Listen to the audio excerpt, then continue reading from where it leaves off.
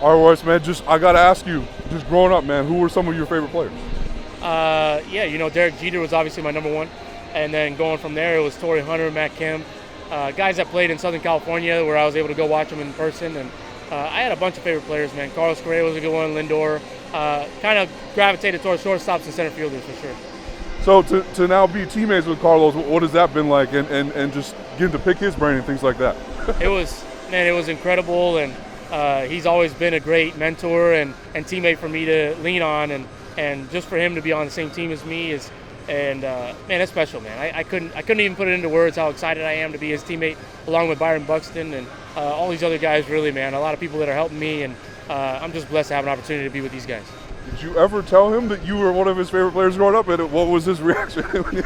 I actually got to tell him before I was even drafted. I met him at Angel Stadium. My dad surprised me with a cool little visit there, and I got to meet him, and he remembers that to this day, and I thought that was so cool. And he told me, he's like, hopefully you'll be a first overall pick like me, and he remembers saying that too, and so I'm glad it worked out like that, man. He brought it into the universe. He made it happen, so he foresaw everything coming, and I don't know if he foresaw us playing together one day, but I'll definitely take it. It's an honor to be with him.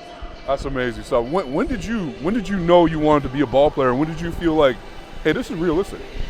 I knew since I was like 3 years old, man. I loved playing baseball from the time I was able to be aware of it, and I always had fun. I think my first word was ball, so I knew I was going to play some sport, but baseball became a dream of mine at a very young age. And, in terms of being reality, I think it started becoming reality towards the end of my high school, career, senior year really, where I was like, okay, I'm excited. I know I'm going to college because I had committed the junior year, and after that, I knew I was going to college, and my goal was to become a big leaguer, so however that was. And, at Irvine, I felt like I definitely could have done that, and I got blessed enough to, forego college and make it happen right away. So I think that's when it became a reality.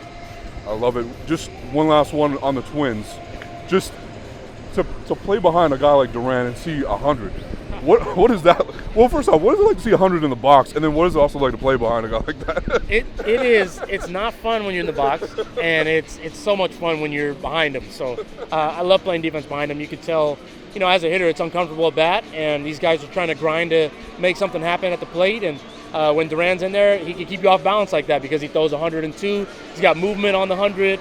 He's got a curveball in there as well. That's nasty. So kudos to him, man. He's really refined his game and made himself one of the best relievers in the baseball game. And I love it. I love watching him, and I'm glad he's on my team. Royce, man, it's great to see you healthy out there smashing again. Appreciate the time. Thank you. Thank you so much. I appreciate it.